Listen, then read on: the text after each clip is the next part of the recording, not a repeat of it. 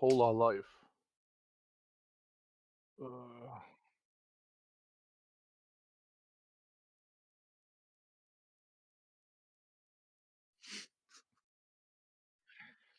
what's going on, guys?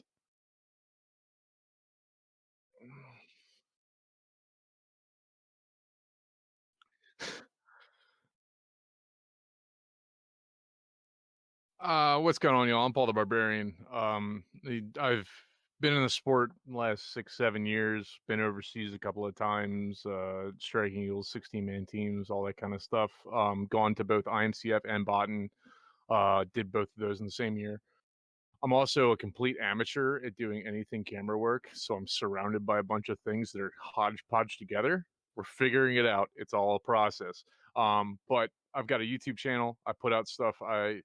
I got enough questions daily about sword fighting and how to get into the sport, and I said, screw it. I'm going to make a YouTube channel and try and answer some of these questions to the best of my ability. And then I realized I'm a font of useless information, like everything that has to do with fighting steel. Not useless in this context, but for everyone else in general life, it's pretty useless. Like, I know how to throw a Molinet correctly and like add the right degree to get right through the block. No one ever needs to fucking know that other than when you're in a sword fight. I wish we had more sword fights. I wish sword fighting was more prevalent in today's media.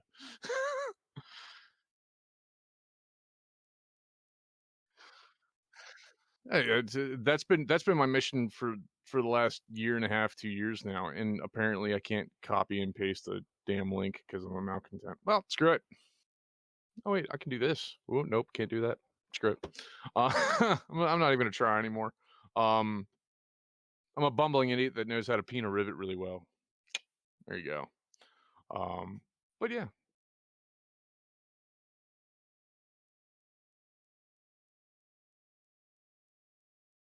Hmm.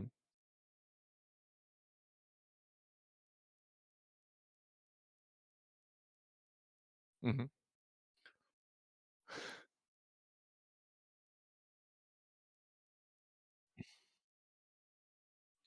Um, So if we're talking about like general consumer content compared to like fight footage and everything else like that, like not consumer content, but like the steel fighting community content, the people that consume it and everything else like that. I think the main reason I went to doing stuff for new guys primarily and to put out that information was to make it easier to get into the sport because there's a lot of hurdles getting once you're in the sport, once you have a suit of armor and you've been to a tournament or two, like it's pretty run of the mill. Like okay, we're going to this tournament. I make sure my armor's ready. Like I make sure that I'm ready and you're set. Um, it's primarily getting in. Like the armor's always been the biggest hurdle. We've lost so many dudes because they're like, "Oh, wait, armor costs that much," or like it's this hard to get a hold of. We have to order from Ukraine and wait 3 months, kind of thing. Like people get turned off by that. And that's what I think we've been trying to build more on. Is a way to make it easier for newer people to come in. Um, and Alex, Bear Blackspear, he's been trying to hit more of like elevate the coverage of sword fighting and the different singles techniques and everything else like that. He talks a lot about the WMFC fights, which have really great production value. They're really awesome to review because they're easy to watch. Which I think is actually the main goal that I'd like to see out of this project that you're trying to do, is making it more consumable. And it's not just consumable for us that already sword fight, that already do this steel fighting thing. When you make it that polished or you give it that little bit more of like focus, it makes it a lot easier for somebody that isn't a sword fighter that has nothing to do with this sport to actually want to watch it. Um, and sometimes doing live streams and everything like that is great. Problem is there's a lot of dead air. A lot of dead air. And I think realistically, and this just popped into my head because I get hit in the head a lot. Just zooms in. Realistically, I think live streams are great and all. They're great for the day of, but I think a cut together tournament footage like JoJo used to do. JoJo McCarville. She's got a lot of our old tournaments from the ACL days on her YouTube page. Um, she did a really good job of getting film, taking fight film. The only problem was is that she was usually either sitting next to the lists or she was like a little bit away from it. She didn't really have an elevated position. Being able to see the whole ring is a thing. Being able to like see everything that's going on is a thing. I know that you want to be able to zoom in on like clinches that are happening and everything else like that, but you need to be able to do it in a way where you don't lose focus of the rest of the action that's going on because I'm getting away from myself on this. Um, so, like, the media that we have right now, is a bit unfocused. Like, the actual fight footage that we have is either a little unfocused, like, they're frenetic, they're pouncing around to different views and everything else like that, or it's way too focused. It's because it's somebody's girlfriend or somebody's wife that's take or, partner or whatever, taking video of a specific fighter, and you're only seeing that specific fighter. Um, that's been more of what we've seen out of the steel fighting, like actual like fighting footage.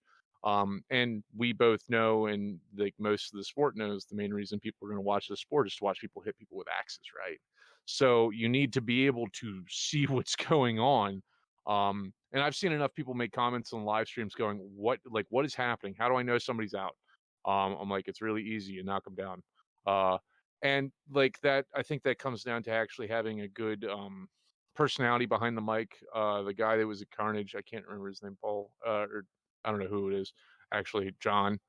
He did a great job. He had a good way of explaining things and everything else like that. And I think like having entertaining commentators is a good time. I like I plan on commentating Ringo and Alex's fight in August because I'm gonna be making fun of them the whole time and make everyone giggle while I do it.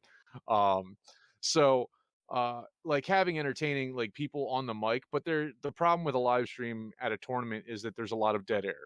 And how do you fill that dead air? You need to be able to have like replays of the fight that just happened or something like that. I think realistically in the after like the post production of things, we can cut together a tournament and go, here's 30 minutes, 40 minutes of fighting because fighting doesn't take a long time. Like the amount of matches that happen in a day, if you cut it down and then in post production, you can put up the team lists and you can like put numbers up and the stats and all that junk. You can put all that in afterwards. On the spot on the live stream, it's kind of difficult to do that. You just have if you have everything pre-made up and then you have a guy that can just go, you have a technician that can go, boop, it's on the screen, boop, it's off the screen kind of thing. Um, and having two commentators there makes it a lot easier because one guy can see what's going on in the field and one guy can be watching the stream if something else happens on that or something like that happens. Even though it's a little delayed, he can still pay attention to the screen and like direct a little bit. It definitely does. Having someone that can actually just look down at the chat and like engage with the chat, and then another guy that's there watching like the actual field kind of thing is a pretty good idea. Um, So you have a list of questions, and I've got bullet points here in front of me because I thought about it because I wanted to come to this discussion a little bit more prepared than I usually do. Um, like not directed at the media and everything else like that. I just think it's either focused, way too focused, or just way too unfocused and way too frenetic. And it's really difficult for a general person, like non-initiated human into sword fighting in any way, shape, or form to be able to follow that. So that's kind of my thing. Um, is there any other like you have a question here that says any other leagues or sports that do the video representations that you would like incorporated? That is the talking about like actually how to film things and everything else like that is really difficult to frame that because very few sports have a team dynamic where everybody is capable of doing something. There's no ball. There's no ball for you to focus on and follow the action. Basketball, soccer, football, all those kinds of things. Like there, you can have stuff happening and everything else like that, but it's mainly on that ball, and you can focus on the action of that ball and the three or four players that are interacting with that ball. But it doesn't help. It doesn't do that for us. Um, so my thing is no other sport has that kind of the kind of action that we have where everybody is capable of being a game changer, a playmaker kind of thing. Um, you need to be able to. Hmm, go ahead.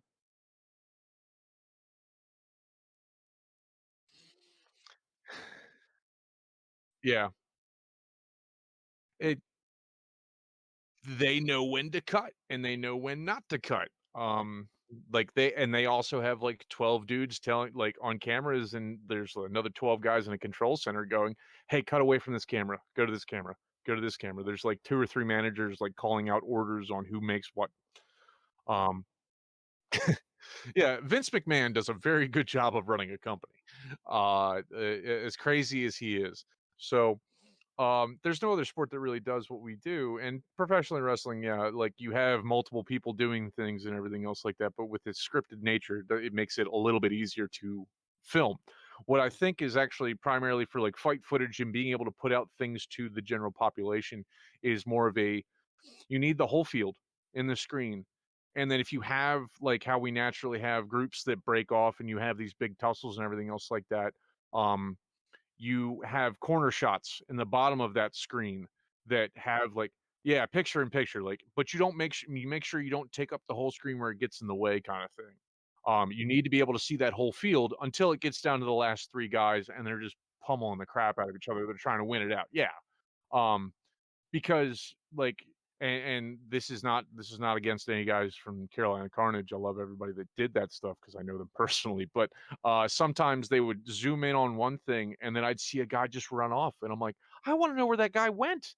I wanna know what he did when he got there," kinda thing. Um, and having that picture in picture, but you can still see the whole field. I think that is really important.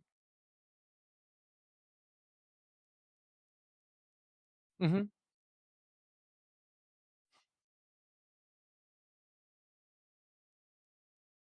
mhm, yeah,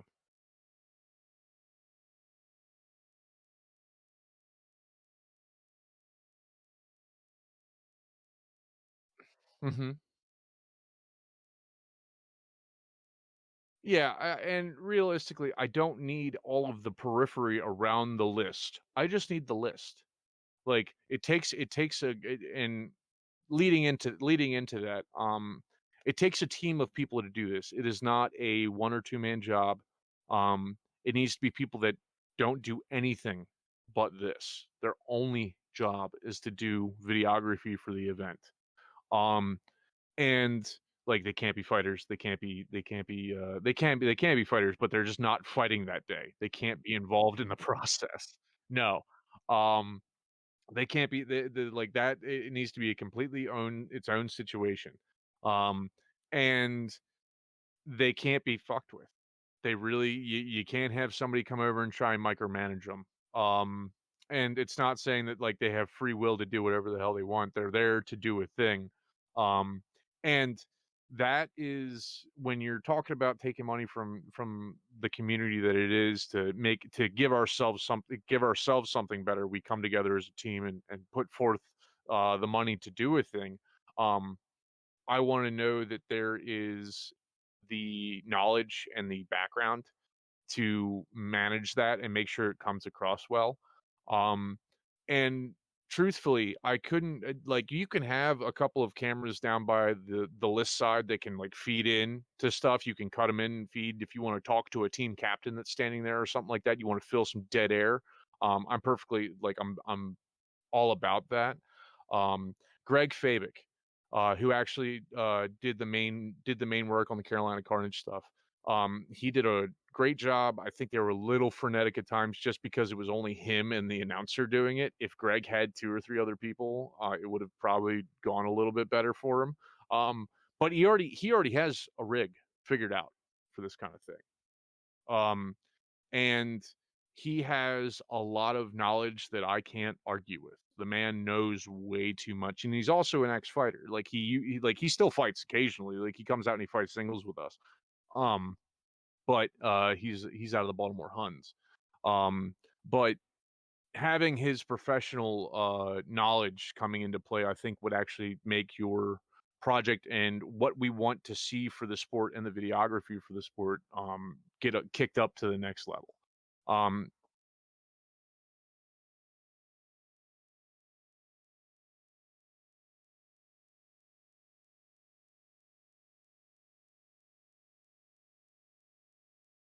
Mhm. Yeah. Right. Yeah, I was stoked to watch it.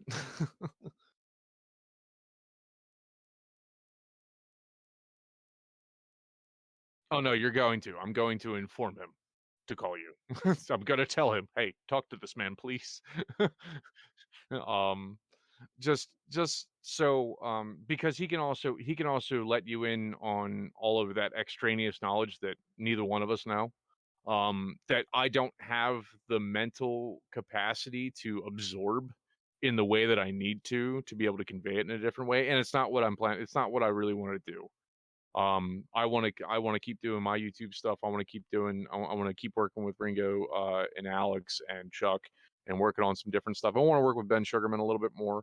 Um, Being able to build that community of content creators so we can put out like, and I think primarily our job is to talk to the fighters. I think that your job and Greg's job is to talk to talk to the general populace.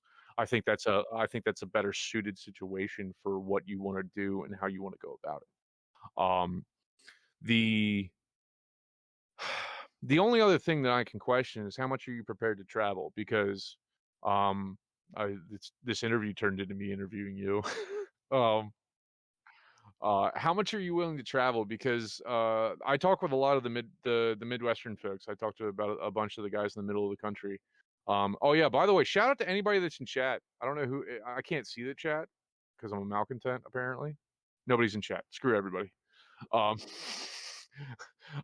sound off is yeah, we got a couple of viewers. Sound off, we got a pair.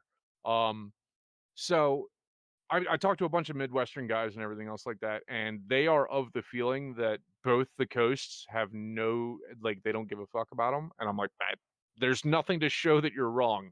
Um, and they have a lot of fighters out in the Midwest. I really think, and this falls on them too. It's not just the coast's problem. It also falls down on them, like being able to bring themselves together for a tournament and stuff like that is a really important thing for them. And like even if it's not the whole Midwest, I mean, it's a big damn area, the Midwest. But if they can bring themselves into a cohesive group and another cohesive group, and they can come together and do some stuff, like I'd hope that we would have the ability to um, send a team that has all this equipment that you want to buy out there to do it. I think that's really important because if the community is going to do something like this, it can't just be in the Northeast. It can't just be on the East Coast. Because I'm gonna put money towards it, and I sure shit expect you to come down to fucking Maryland. Oh, Um, yeah. I'm gonna be informative about that. Um, like if the hall wants to build do their own situation and build up their own like thing, they can do it themselves. That's my thought Yeah. process. So Um, one of the biggest things with this is that it is designed to be mobile. Like yeah, I'm not creating like a Knights Hall house setup. Um, they have their own plans, you know. good. But so I can fit this whole concept in a case that can go all the way to Mm-hmm. either coast. Mm-hmm. Um, Um, and that's exactly what I want to be able to do. well, yeah, I'd hope so. Like going to the left coast and everything else like that. West Coast, worst coast, but East Coast strong. But like going over there and doing their tournaments and everything else like that, they've got a lot of fighters over there too. Like it's not just the East Coast, the West Coast's got a lot of dudes out there, and it's HMB, AC, like it's IMCF rules, it's HMB rules, ACS, yeah, AMCF's out there. I think there's a couple ACW crews. Um, I really don't think this should be tied to any one organization. But at the same time, probably will be. Um, I mean, just because I want to see the most amount of fighting footage out of this. mm-hmm. Um, and I want to see the steel fighting community be not equally represented. Like it's wherever you can get to, and it's whatever tournament you want to go to, kind of thing with the rig. But I want to see footage from everywhere. Um, Yeah. but So that's just me. and what I want I want to bring a level of consistency Mm-hmm. because all of the volunteer footage it's just you never know what you're gonna get. Oh yeah, it's a complete crapshoot. just because it's all on cell phones, it's never turned the correct way. I'm gonna reverberate that fact. Turn the cell phone sideways, please. I don't need tall. I don't need to see the ceiling. I don't care about the ceiling. I care about seeing like the 10 feet of space that all the fighters like vertical space that all the fighters are in. I want to see that 10-foot vertical space. I couldn't give a shit about the 40-foot ceiling. Yeah, yeah. And that just comes down to like being able to organize a team and set it up. And I really think that most of the like you can have like one or two cameras that you can adjust and everything else like that, but there has to be at least one fixed camera that picks up the whole field. Doesn't have to be moved, doesn't have to be touched, and that is your main stream camera. That is posting that is putting as much information through it as possible, and then you have ones on gimbals or tripods that you can shift around to different areas of action. Then you can put in the corners, picture-in-picture style. Yeah, I definitely actually want two fixed cameras on opposite angles because Mm-hmm. you know, if you get pressed up against the rail, you Mm-hmm. could miss action depending on which side you're on. And Well, I don't want to miss a single piece of action. yeah. Well, and the main thing about catching good camera angles for larger events like that is being able to get in an elevated position that you don't have to screw around with. If you have an elevated position, you can frame the ring in the like you can get the whole thing in there. You can see the close edge, you can see the far edge, see the two ends. You're perfect. If you have a set of stands or if there's a house next door that you can go and set your camera up on top of. I did that when I went down to Tidewater. Tidewater Dogs of War down in Tidewater, Virginia. I put my laptop and my webcam up on the top of their house, and their list is in the side yard, and I'm like, point it down, fix it. I'm not gonna touch it for the next 3 hours. And I got some pretty okay like footage out of that. I was using a terrible little C920 webcam, but it picked up all the fighting, it picked up all the angles, and I was like, cool. I didn't miss anything except for somebody that put a flag in the middle of my fucking frame for halfway through. I looked at it and I'm like, I really should move that flag, but I'll get yelled at if I move that flag. Yeah, which is another hurdle that it seems to be constant is just having a fixed lane or Mm-hmm. getting a view that won't be obscured. Elevated position. Mm-hmm. I want to get that like isometric sort of 45-degree view. I think would be perfect. okay. I'm following you. I'm making sure I get that word that you just made up. Um, a barbarian smart. Bah. So like having the elevated position, being able to make sure that like, hey, you put down tape where you're not supposed to walk, and you put a cone down and go, don't walk past this point. I'll hit you with an axe. Like you can still hit people with axes if you're on the video crew. That's Just true. ready to threaten people. Keep away from my things. Uh, Just have to have a chopper right in hand. yeah, just like stand there and grimace at them. And they'll move. And you just tell them it's for their own good. You'll thank me Goes later. over real well. Yeah, you'll thank me later. As per it, I mean, I think that's a pretty reasonable way to go about it. I do like the idea of us as fighters putting numbers on ourselves, like having little belt tabards or putting them on our shoulders or something like that, so you actually know who the hell you're looking at. The commentator can call out people's names. What do you think about names on the back of tabards? Names is a bit much. Sigils? Nah, sigils can look goofy from 40 feet off. Colors, Yeah. I think just simple Roman numerals in broad black or broad white. Really simple. You can put them wherever they're visible at least. Because not everybody has a helmet that can be recognized from across an arena. Like I'm one of there's only a couple of dudes in the league that have a helmet that's really recognizable. That's kind of been nifty for me having like footage taken of me. I'm like, I know exactly where my big pointy ass is. I can follow it. Yeah, and with But some of the best helmets fitting into like a more narrow category, or I shouldn't say best, because but most popular recently. yeah, nasals, wolf ribs, Jesus, looks like a snowplow. I can't remember. Griffin. Nah, yeah, the griffins. Yeah. All the like you can have there's like 4 different styles of griffins, but they all look like a fucking griffin. Yep. They don't really change a whole lot. Oh, Fabic's in there. Yeah, yeah, yeah. my audio was quite low. Got it. Um, I hope it Greg, can you hear us now? yeah. Like, let me check in with the viewers now. How is my audio? Horrific. That would be my week. Hey, at least you're not in Texas. Yeah. Those guys are fucked. It's wild. It's wild out there. Well, There's like 8 inches of snow in Texas. everything is topsy turvy now. All right. Well, Yeah, generally. So let's move on. Oh, yeah. So.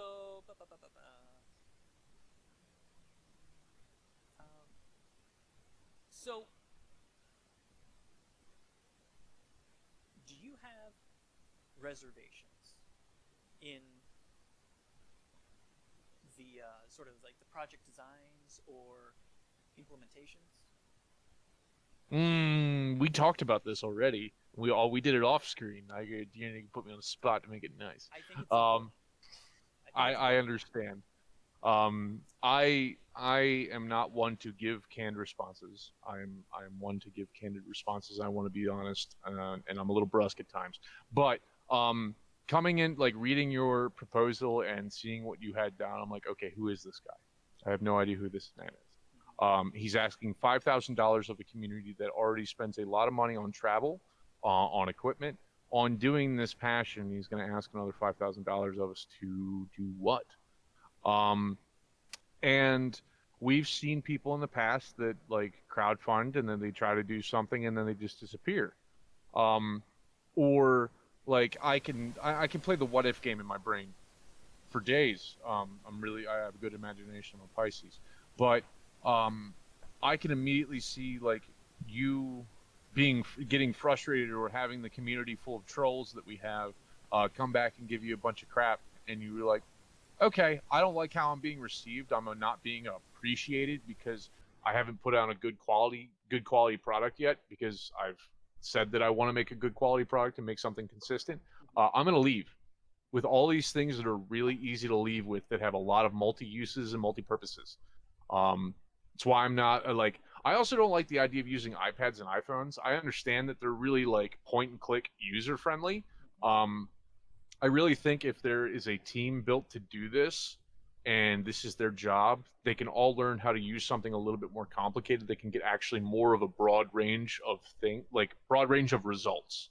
Um, I have a DSLR camera, and I'm able to get a very broad range of results with that camera through the settings that I have, and it's actually fairly easy. Like I run into walls for fun. I willingly walk into blenders, and I can still figure out how to use that camera after getting yelled at by a couple of photographers for a couple of times.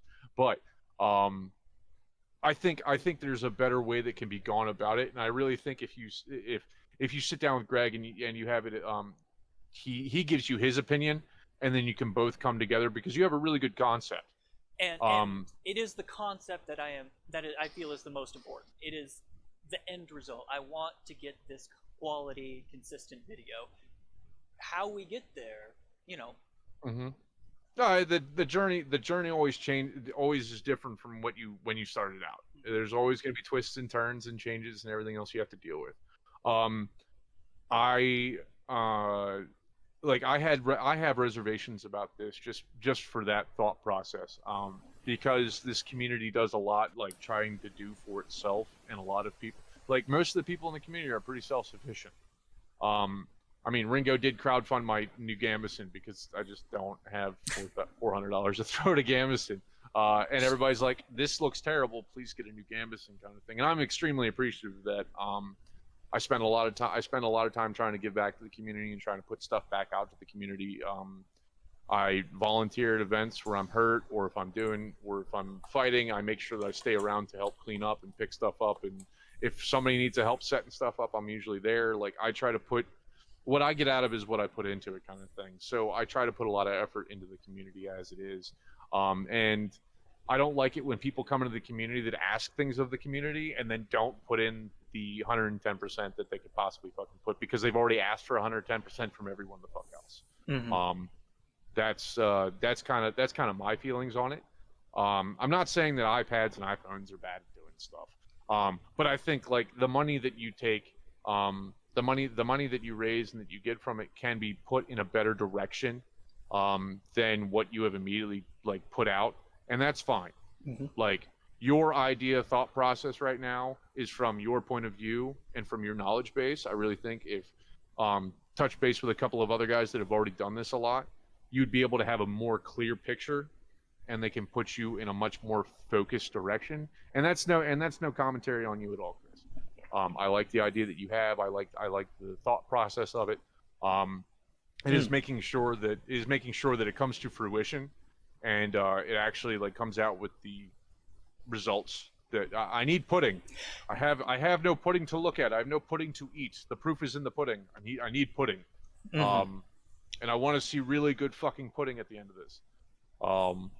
So that's my thought process, and that really comes down to the team initiative and being able to work as a team to generate the best product. And realistically, if we want to polish what we have and what we do enough that we can get it out to the general populace, and we actually like become like have it be something that somebody wants to watch every weekend. Like, oh, there's a half-hour stream of the tournament that happened this weekend. I'm gonna go watch that on a Sunday afternoon kind of thing when football's not happening, because you can't convince anybody not to watch football if they like football. No, I've tried. It's terrible. Well, if you think of our level of obsession with our sports, I feel people find their thing. But I think this can be the thing for more people than they know. Oh, most definitely. My main selling point when I meet randos that was like, "What the hell do you do?" I'm like, "Have you ever wanted to hit somebody in the head with an axe and not go to jail?" And they're like, "That sounds dope." I'm like, "Yeah, it's a sport. You want to do it?" And they're like, "Sure." I put them in armor. I punch them a couple times, and they're like, "That sucked, but I'm not dead." I'm like, "Yeah, that's the smart stuff. That's the stuff I want." Now you want to go hit that other guy that's in armor? Not me, because I'm not wearing armor. You can go hit that guy though. Go get him. Yeah, go get him. Consensual violence is actually a really like heady thing to get a hold of when you've never done it before. I've had to teach people that have never clenched their fist in anger how to hit people with axes, and like the light that happens in the light that lights up in their eye. I'm like, yeah, you want to go do this. All I have to do is like kind of channel you in the right direction. You'll be great. So and there's a lot of fun watching tape. Like as somebody as a content creator that makes stuff for the community, I am constantly consuming steel fighting media. Be it the Eastern Europeans. Like I watch a lot of stuff that's in Russian, and I have no idea what the hell they're talking about. I really wish I did. I can't learn Russian though. I can't read Cyrillic. It's Greek turned upside down. I can't figure that out. Yeah. When you have to turn a writing style, a writing font upside down to make it something for your country, I don't want to fuck with it.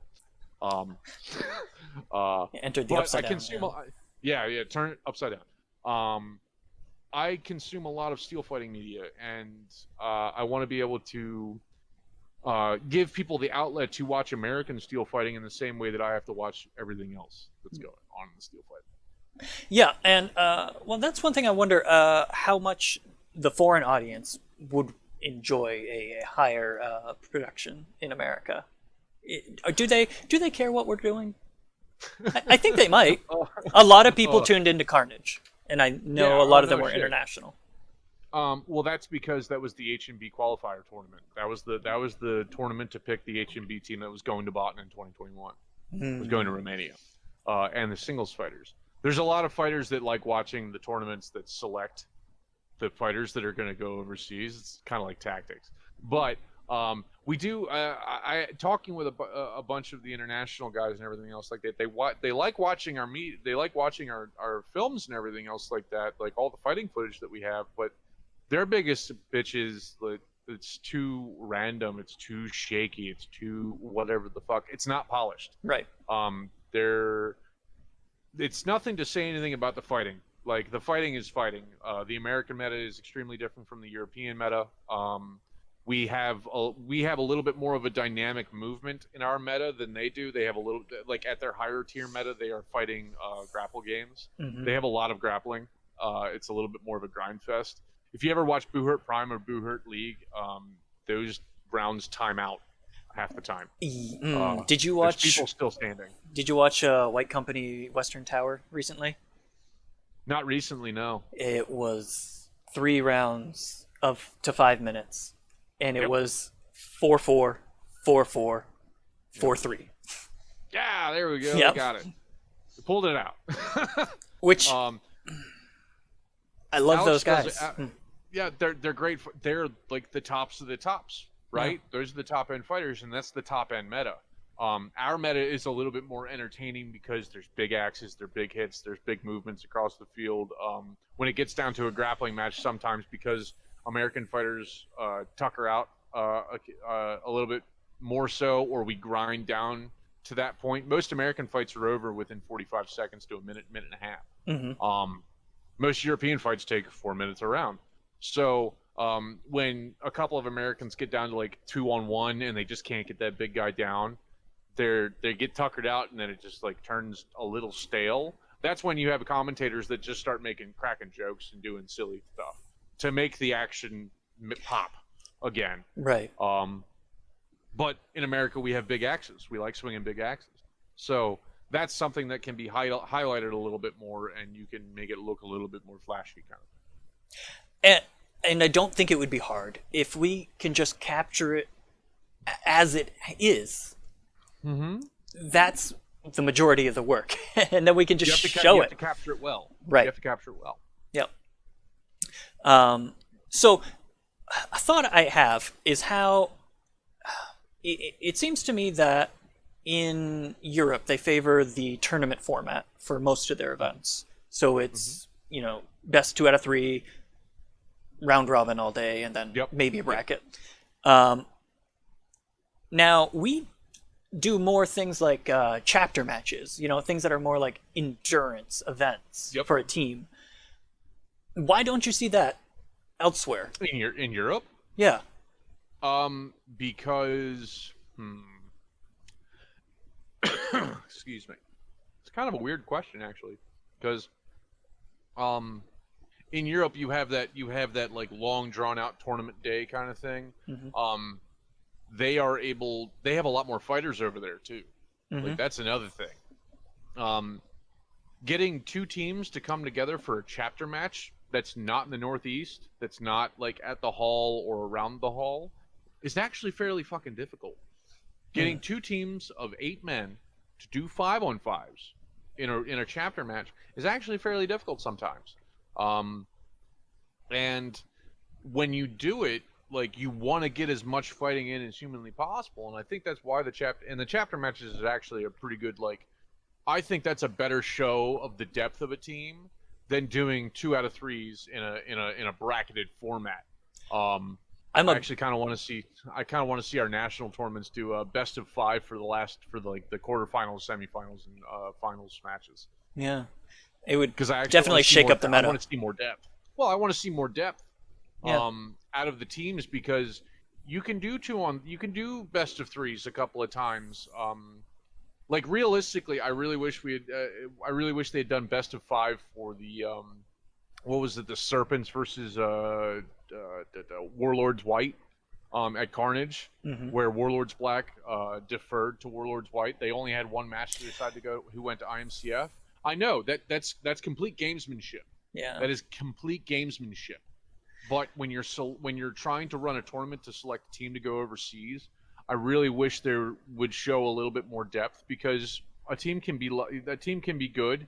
They can also be lucky, and I'm not saying Warlords White's lucky in any way, shape, or form. They do a lot of work. They do a lot of training. They are on it. They put in the time and the effort. Kind of wish they'd done best of 5 though, because I wanted to see more fighting. Right. Yeah. And as a fighter myself, I'd be completely down with that. I'd hate it in the moment. It'd be fucking horrific. I'd be so mad about it. But at the same time, I would appreciate it, because it would show that the team has that depth and is able to dig to that point. And being able to do best of 5 is a thing. I also like the game of escalation. I especially like the new Chapter Wars format they've been doing. Have you had a chance to do one of those events where they have the duels? 15 minutes.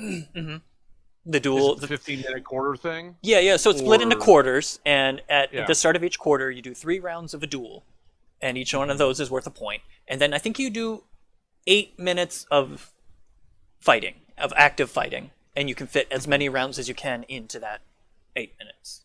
Yeah. Oh. That's actually a pretty reasonable thing. And when Jay came up with that idea to do the 15-minute quarter kind of thing, that actually is it's very structured. It's very easy to like make a block program for it, Hmm. and put it out to somebody like, hey, we're gonna be here for an hour, kind of thing. The only thing that gets in front of that is injuries and armor failures. Like having to stop the fight to pull an injured fighter off. Yeah, like that is a thing that has to be done. Sitting dudes for armor failures. If you don't have anybody to come in and fight for you, then you just fight a man down until that guy gets his armor fixed, kind of thing. That's my idea, I at mean, least. that's part of the game, isn't it? Yeah, it definitely is. Yeah. When you add the armor onto it, that's another thing. Our sport is different from every like most other sports. Is there isn't a whole bunch of like equipment that can get ruined and stops you from doing a thing because it could kill you if you don't have it on. Mm. There's not a lot of sports that have that kind of thing going on. So you have to. There's a lot of hurdles you kind of have to like mold your programming to fit for our sport because our sport is so wacky. Yeah. Because wacky wacky. Hmm. Uh, is so. How would you prefer to see the fighting presented as far as like what attitude should like commentators have? How should we be pitching this far more sport like? Should we be pitching it more any of the historical aspects of it? How much of that should we Um. bring in? Okay. So if you want to frame our sport in one way, shape, or form, you frame it as a sport Hmm. because that's the easiest way to put it in people's minds. It's not them going to a Ren fair. It's not them watching some reenactment. It is a sport. That's one thing that I get asked a lot. Are you guys like reenactors? Hmm. And reenactment means that you're playing around. It's a sport where I'm actually competing and I'm actually like trying to be an athlete about this. And there's a lot of athletes out there doing this sport. It's not scripted. It's not. It's not. We're not pulling punches. They're not rubber swords. It's full steel. It is full force, and it is no joke. Um, that is actually a pretty big hurdle for the uninformed mind to get over. They're like, "Holy shit, these guys are actually hitting each other with axes." Like that's a hard thing to get like the general populace to really get with. Is like, "Oh, these guys are really going at it." It's not a reenactment, and sometimes the axes look a lot slower than they really are. The axe Mm. blows don't look nearly as big as you like as the fighter thinks they are because the fighter's getting hit by the axe. Like he thinks it's huge. When you watch it on video, you're like, "Wow, that didn't look like it did a lot," because armor works. Hmm. Um, and like we're all moving a little slower because we're all like hunkered down with like 60 to 70 pounds of gear on and everything else like that. We all move a little slower. But I think as a commentator, as somebody that's trying to like that's trying to present this in such a way, you present it as a sport. But when you have downtime, when you have those moments, a little bit of lulls, or you're in between things, you can pull up a picture of a fighter and go, "Oh, this guy's wearing something from like 1365. This guy's wearing 15th century Gothic kit. Like here's this big chopper he's got, or something like that." Like you can show off that kind of historical stuff because if somebody's watching sword fighting, they're probably going to be okay with hearing a little bit about swords Hmm. and armor. Like armor and swords are cool. There's a reason why we're all doing this. Hmm. Um, so that's kind of how I'd see it framed from a commentator's point of view, is being able to. You also have to understand that you're trying to aim at the lowest. This is going to sound rough. Lowest common denominator. You want to make it for the easiest way for it to slide into somebody's lap and go, "I want to watch this." And sports is the way you do that. Like ideally, if somebody was at a bar and this came up on a TV, I would want them to be able to know what's happening. Knowing what like if you don't know, if you're uninformed about the rules of the sport, it's going to be difficult to understand. It's going Yeah. to be difficult to get until they watch a couple matches. They're like, oh, they just knock the other guy down. Okay, I got it. And if you're watching singles, and there's been multiple things that have shown that singles are actually like the least watched thing that we do. I believe that. Other than pro fights. Pro fights are very different. That's like an MMA match. Mm-hmm. I refer to that as the MMA and steel fighting kind of thing. Because you can do lots of stuff, but when it's a very structured, like sword and board, long sword, polearm kind of thing, people like watching polearm because it's two giant polearms swinging at things. And a lot of but like polearm duels don't actually end at time. No, they don't. They usually, like, one guy usually quits. So like, it's you have to sell it more as a sport kind of thing to be able to get people to watch it, and I really think that's just about the polish at the end. I definitely would like try and figure out how to bribe a bar owner if I gave him like, here's the file, just play it on every TV for the next like play it on every TV in the place for one night. I'll bring a bunch of dudes in, we'll all go and watch it and everything else like that. That's cool, but just play this one tournament. It goes on for 2 hours. See what happens and see how many regulars you can get that'll get interested in it, and see what kind of response you have. Pre-recorded, don't do it on a live stream. Have something that's nice and cut together, that's got good like polish and framing and all that stuff. You can put up stats, you can put up pictures of dudes, and some way to showcase it a little bit. I think that would actually be a really good idea, and I know a couple of bars that I could probably do that at and get some stuff, like get some kind of response out of it. And I'd put out note cards going, hey, what do you think what was on the TVs? Did you not watch it? Did you not care? Like, did it look cool? That's kind of something I'd like to be able to do. Yeah, because it's kind of hard for us to get like public opinion, because they just haven't seen it, and how do you get somebody to watch something just to see it if they like it? Yep. That's what we gotta figure out. Yep.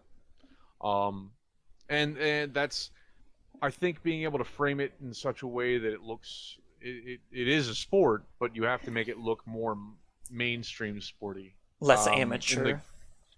Less amateur. I want to be less Barstool Sports, and I want to be more like Sports Center. I don't care.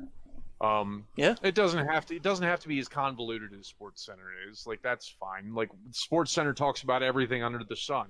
I just want the sport to be able to be presented in such a way that if we got put on, if the ESPN2 said, yeah, sure, give us one of your tournaments, we'll play it at like 3:00 in the afternoon and see what happens. Yeah, Greg is just chiming in here. He says, we did that at the Green Turtle for Night Fight. The hockey watchers came to our side of the bar. So yeah, that's right. There you go. And that's Night Fight. It's that's like an extremely that's not even, that's a reality TV show.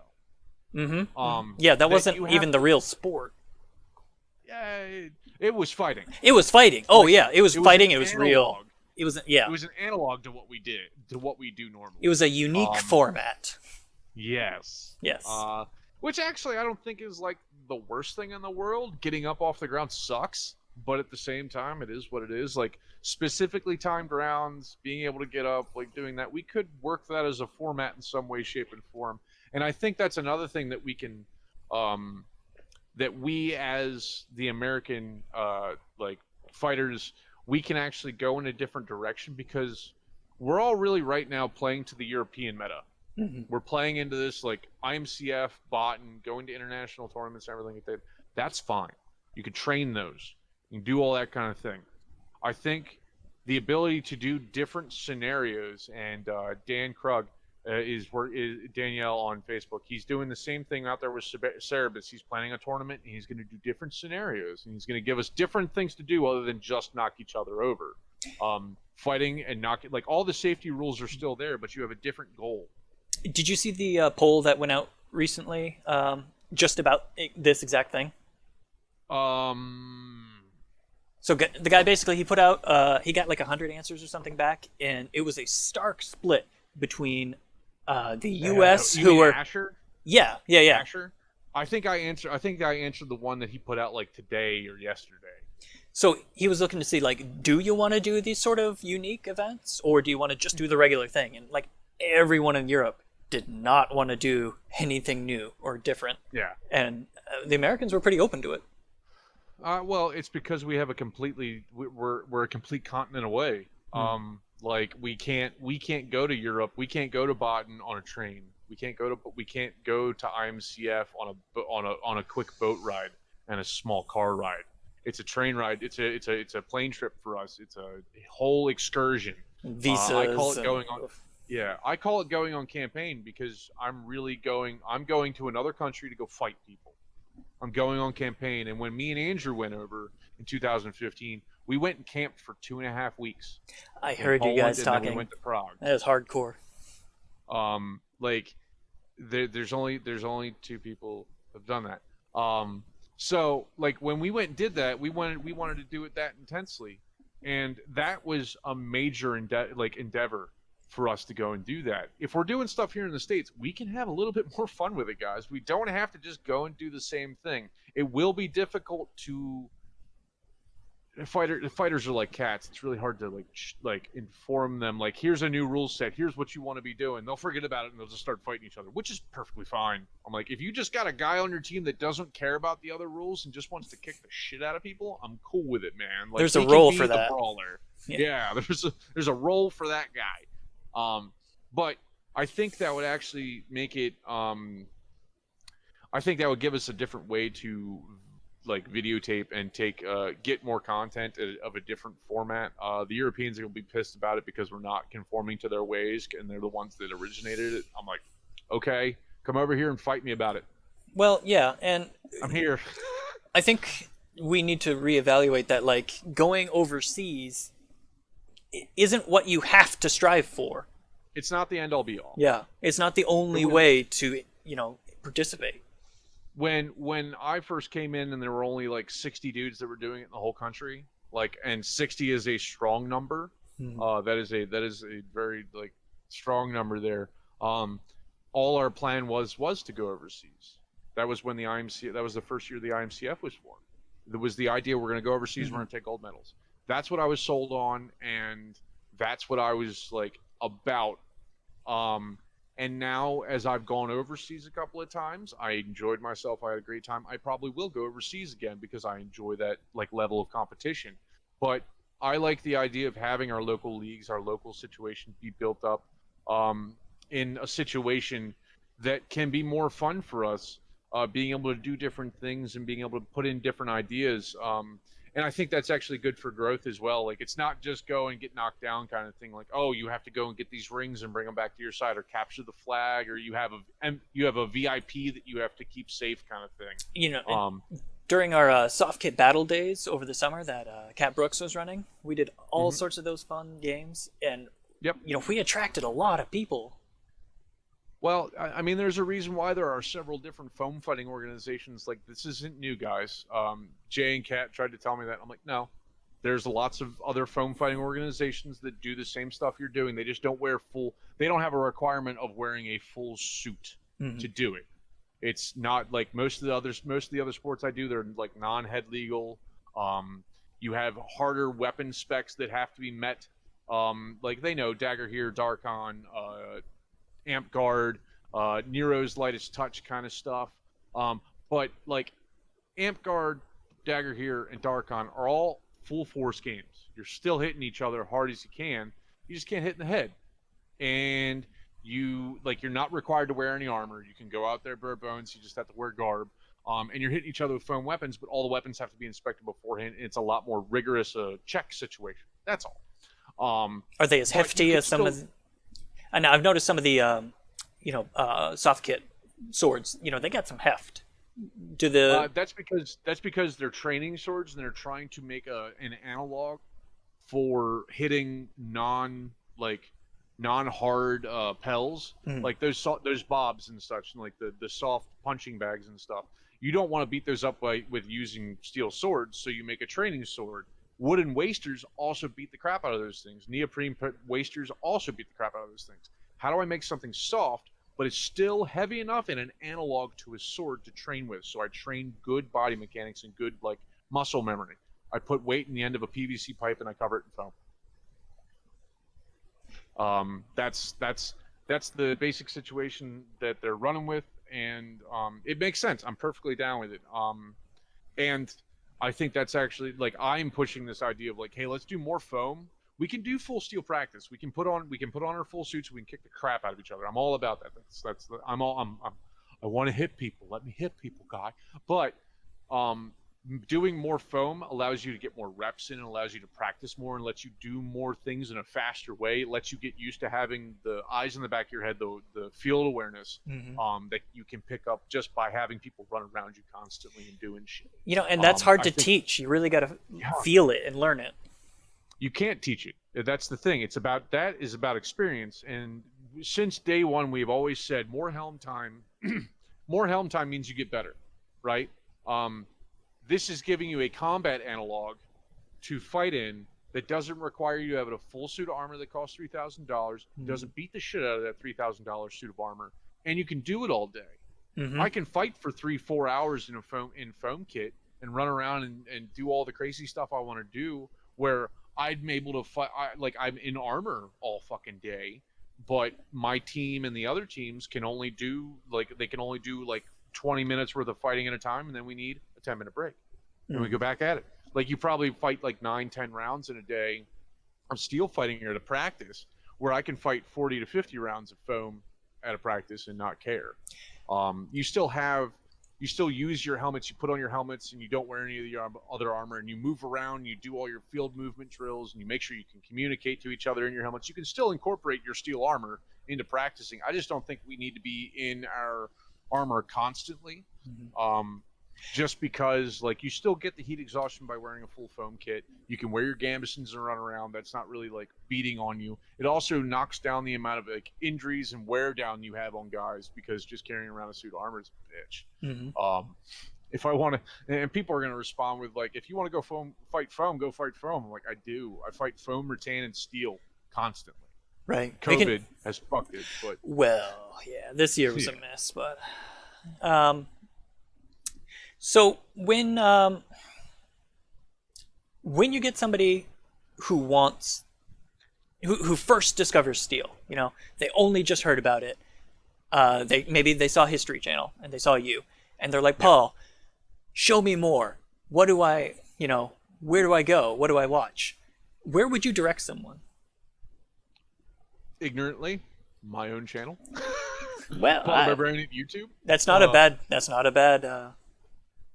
Well, the thought process was like I get asked the same question like 5 times a week. Mm-hmm. I'll make a video about it so I can just literally send them a link and go on. I have put all of the information that you want to know about this one topic in this video. Go watch it, and then you can come back to me if you don't understand it. So I'm not saying like shut the fuck up, leave me alone. I'm just saying, hey, you can talk to me after you've like gotten the general information I put in this video, and then I can clarify things if you want to. I don't have a problem talking with people. I really should have been a teacher, but I didn't. You are a teacher. Shush. I was in the Boy Scouts for like 12 years, and I taught guys how not to chop their legs off. I'm like, I could teach people how to sword fight. It'll be fun. Are you also an Eagle Scout? Yes. Oh. Are you? Of course. There you go. Good job. Yeah. Oh, congratulations. That's the standard Eagle Scout greeting. Congratulations. Yeah. Good job, buddy. Yeah. You got through all the paperwork, because that's 3/4 of what it is. Mm. So let's like circle back around, because we've gotten really convoluted, and I've taken up a lot of your time. I've talked a lot, and I apologize. Your project, your idea for building this situation, my final ideas on it. If you can take it less away from a media network mm-hmm. and make it more to a media team mm-hmm. that can give us good production value, that gets the fights correctly, like you actually like take the film correctly. You can live stream all you want, I don't care. Make sure you have raw footage that you can go back and cut together, edit, squash it, do whatever you want. There's a lot of people in the community that video edit for a living. And that's actually really good at it. A secondary thing I want to do with this project is create a archive, like a catalog of clean footage for content creators. Yeah. I mean, realistically, if you put anything else on YouTube, we credit you, and we can put you on OBS, and we can put ourselves down there, and we can futz around with it, all that kind of thing. We can use like stuff that's put on YouTube. right? Hmm. It's Well, not I like mean, like clean, like no overlays or something. Like if you want yeah, to make no, a no, no. personal hype video, and you don't want Yeah, that in the way. I kind of get that. Being able to use like do breakdown foot like not breakdown footage, but do footage for like hype video, like what you say, hype videos, or when Ringo made the music videos for a bunch of us off of Night Fight and everything else like that. Being able to have clean footage is actually a really nice thing. Um, so I can understand that, but my main thought process is if you like, I want good raw footage Hmm. that then can be cut down and made into a product that can be given to a person that doesn't want to fight. They're like, hey, I want to watch something new. What do I watch?